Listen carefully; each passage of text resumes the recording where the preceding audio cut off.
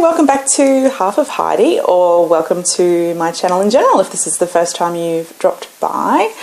Today I am 16 weeks post a vertical sleeve gastrectomy, and yeah, just due for my weekly update really. Unlike last week, I actually did take some detailed notes, so let's see if I can keep on track. Anyway, I'll dive in with my stats to begin with. So my highest weight was 191.7 kilograms or 422.6 pounds. My surgery weight was 179.9 kilograms, which is 396.6 pounds. Last week I weighed in at 139.3 kilograms, which is 307.1 pounds. This week I weighed in at 137.1 kilograms, which is 302.2 pounds, which means I lost this last week 2.2 kilograms or 4.9 pounds. Since the operation, so in the last 16 weeks, I've lost 42.8 kilograms or 94.3 pounds. All up, including the 4-week pre-op diet. So in the last 20 weeks, I've lost 54.6 kilograms, which is 120.3 pounds. I'm totally happy with a 2.2 or 4.9 pound loss for this last week, especially considering I had a cold and I didn't do any additional exercise or really any exercise at all. So yeah, very happy with that result. I'm also excited about how close I am to getting down to 300 pounds. Well, potentially getting below 300 pounds in the next week or two, from, you know, coming from over 400 pounds. So that's pretty exciting. But yeah, so last week, I think it was, I mentioned that I had lost 50 kilograms. I think it was 50 point something. I can't remember what it was. And I wasn't sure what I was going to buy for my reward. Anyway, so I had some really good suggestions, and ultimately, I think it might even have been my husband that came up with this idea. I bought a kit of professional gel nail polish. So I think there was like 40 different colours in there, and the kit that I bought was all like glitter and shimmer polishes, and there's another kit that's like just regular polishes, and I think I'll save that for another future goal. But yeah, anyway, it arrived and I was playing around with it, and I don't know if you can really see the sparkle, but yes, there's enough colours in there that I think it's going to take me a year to get through all of the colours I have from that collection. But yeah, it's like the gel polish with the UV lamp and everything. So anyway, really good quality and beautiful colours, like amazing. Anyway, so that was my reward. I just thought I'd give an update in case anyone cares. NSVs, I actually can't believe I didn't mention this last week. Well, I can believe it because I didn't take notes and therefore I forgot to mention it. So when I went to, well, at least I think I didn't mention it. Anyway, when I went to Melbourne for work a couple of weeks ago now, I didn't need a seatbelt extender. Hallelujah! It was one of those moments where I just wanted to turn to like strangers and tell them why I was grinning like a complete idiot. Admittedly, my bum still didn't quite fit in one seat, so luckily I had booked 2 seats, because I really hate that look of the person sitting next to you if you spill over into their seat. So yes, I still had 2 seats, but I didn't need the seatbelt extender, so I was very, very happy with that. Other NSV, so for this last week, I am definitively and unequivocally, is that even a word, a size 22. I had a bag of clothes from, actually before we moved houses like a year and a half ago, and there was a whole bunch of size 22s in there, and I tried them on, and they actually fit better now than when I was wearing them as a size 22. I think I was actually already a size 24 in denial when I was wearing them. So that was really exciting, and obviously it was really cool because I've just shopped my wardrobe. I was actually planning on going out and buying some clothes to fit in case I had like business trips and things like that, but I've got this bunch of size 22 clothes that I can wear. I don't have like casual size 22 clothes, so I'm still wearing a lot of my size 24 and 26 like singlets and whatnot. And even underpants. My underpants are still like a size 24 and 26, and they're pretty big now. So I may need to go invest in some undies. TMI. Why am I telling you about my underwear? Anyway, but I was very happy about the size 22 because there is a couple of additional plus size stores that only go up to a size 22. And now I can have a look in those stores if I so desire. Anyway, NSV. Or does clothing size not count as an NSV because technically it's still related to scales? I don't know. Whatever. Food, I've been going okay. I probably haven't had the best calorie or protein intake in this last week.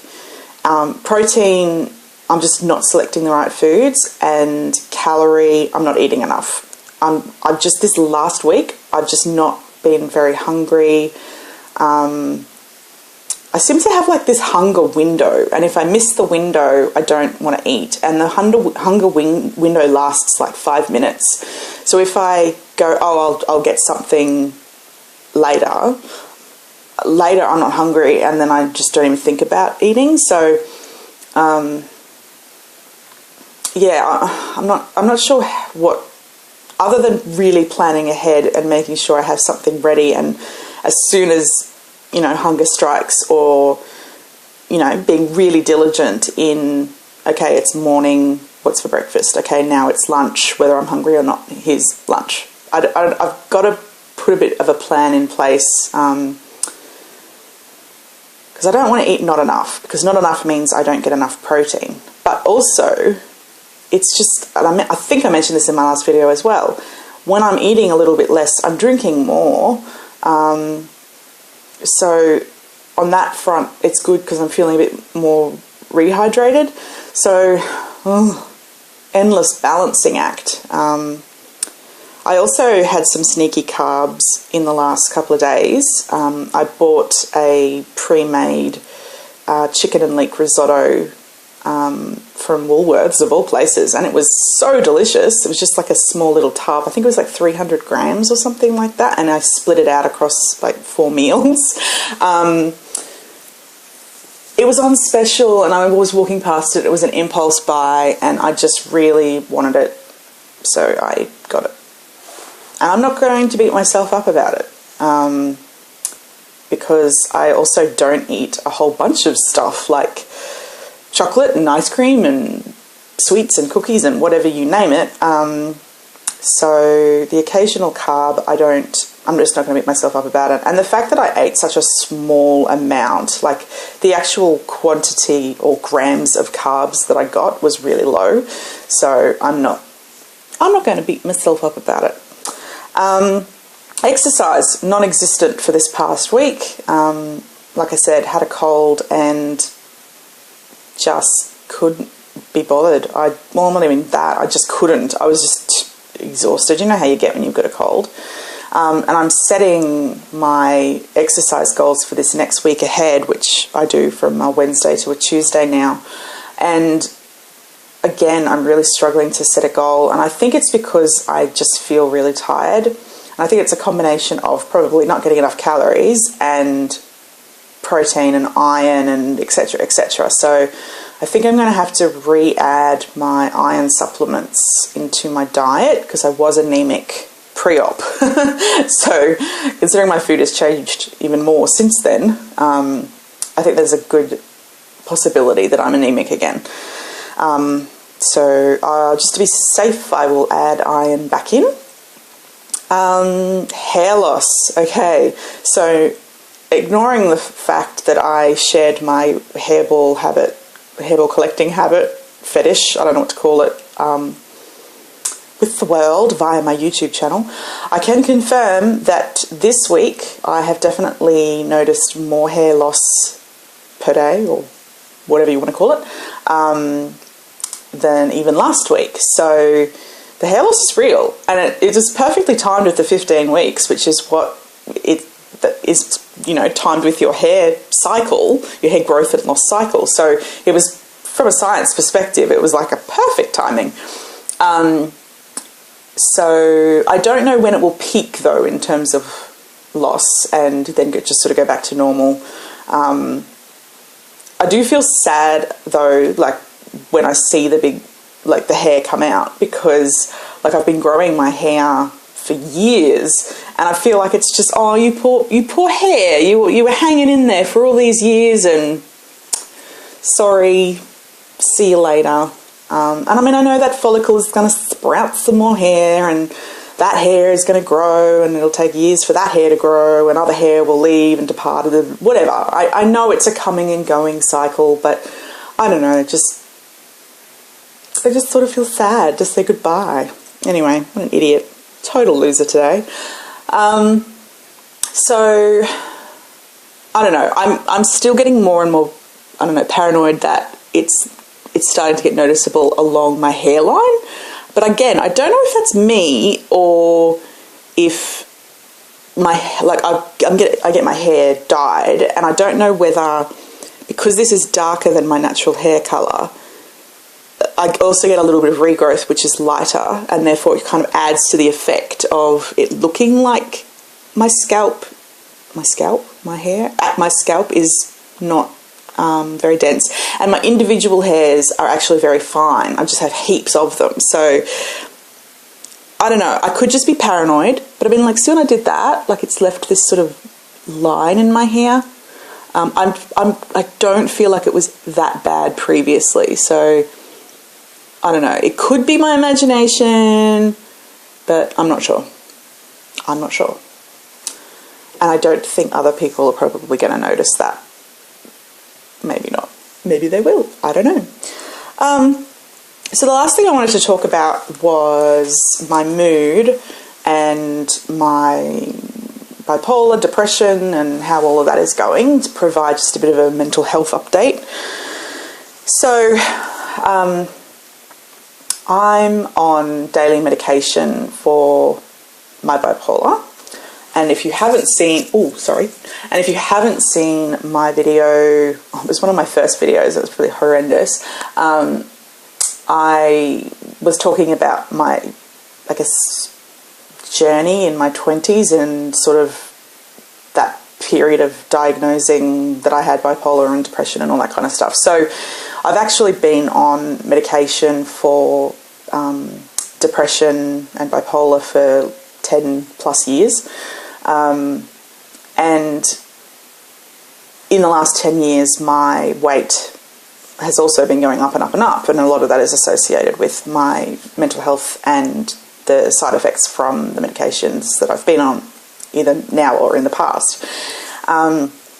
Anyway, so I've noticed in the last couple of weeks, probably a little bit longer, that my moods have really been cycling, like really fluctuating from elevated to low, which is typical of bipolar, or at least the bipolar that I have, which is called rapid cycling bipolar. And I'm not sure how much my weight loss has impacted that. I'm not sure if the fact that I took cold and flu tablets, interfered with the depression medication that I take. There's a whole host of things, hormones, you name it, right? There's a whole host of things that can be associated with weight loss and mood and things like that. So I have booked in for a GP appointment in a couple of weeks' time to get my bloods done, and they'll measure the levels of the various medication that I'm on. because there's a therapeutic range, and then there's, I guess, below therapeutic, and I don't know what above therapeutic would be, other than one of them that I'm on actually causes liver damage if it's too high. So I'll get the bloods done, and then they'll be sent to my psychiatrist, who I will see the following week, and get her opinion on what she thinks is going on. Because I can't think of something that's making me feel the way I'm feeling. Like, obviously there's times when you're triggered to feel depressed, like something bad happens, or you feel, particularly stressed or anxious because of work or things like that. So many things are going so well for me at the moment. It's counterintuitive as to why I would feel depressed, and I guess that's the reality. I have clinical depression. It's not situational depression. It's caused by a chemical imbalance that I have no control over. And sure, like everybody else on the planet, if bad things happen to me, I get sad and upset about them. Doesn't necessarily give me depression. So I have been, as I always do, enjoying the highs. So when I'm manic, so the ups are great, but the downs are not fun, and it makes it hard to work and get out of bed and post videos and get out of the house and that kind of stuff. So I have been forcing myself to try to maintain a routine and work and all that kind of stuff, but I've also been cutting myself a little bit of slack. So I might sleep an extra hour in the morning. I'm lucky I have flexible work arrangements, so they don't really care what time I start so long as I get the job done, and not miss any meetings that I might have. And also, getting out of the house and actually, going and being active, doing something, and not just, I don't know, I can't give you an example. I don't just sit there and watch TV, or I don't just lie in bed and do nothing. Like I try to do something to hopefully, I don't know, just really challenge the depressive mood and depressive feelings. Make sure I'm getting to bed at a certain time and getting a certain number of hours sleep. It's very important for me to have a good sleep routine. Sleep hygiene is so important, for me anyway. But yeah, I'm just, I don't know, it changes, like my mood changes throughout the day. So it's not like I wake up and have the whole day be depressed. I can wake up feeling great, and then by 11 a.m. I've suddenly struck down with, a depressive episode, and then by 5 I'm fine. Like it's, you'd think I'd be used to it by now, but I think I've been on, I don't know, a really good dose of medication for the last year, maybe, that the swings and how quickly they occur, like the distance between what is a really high mood and a low mood I was like this, and now it's like this. So it's like I'm going up and down, and rather than just sort of little ups and little downs. So I imagine it's going to be one of my mood stabilizer medications that we tweak or change even. I don't know, because the mood stabilizer, one of them that I've been on for 7 years or something.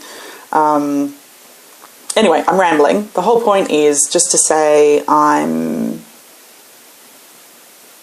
okay. I'm not, I think look, what I'm trying to say is I'm okay because I've had that much therapy. I know coping strategies, and I know recognizing warning signs and all that kind of stuff.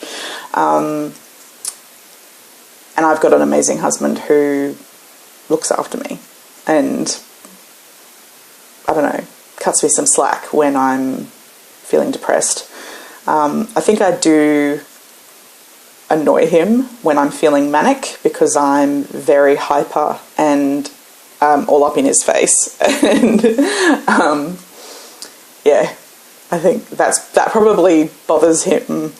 Well, no, I'm sure he's bothered by my depression, but I think that's more about him caring about me. But I think, yeah, when I'm all up in his face when I'm manic is a different story. Anyway, I might leave it there. If you want to talk about depression, bipolar, leave a comment about how you're feeling, or reach out to me and chat in any way, please do. And I genuinely mean that. I don't know. I kind of wish that we all talked about how we're feeling more, but I know it's not totally socially acceptable. Maybe it's getting better and I'm just living in the past. I don't know. I hope you're having a great week, and yeah, reach out if there's anything you want me to talk about. If you have any comments for me, suggestions, please leave your comments because I love hearing from you guys. And I will catch you in my next video. Bye.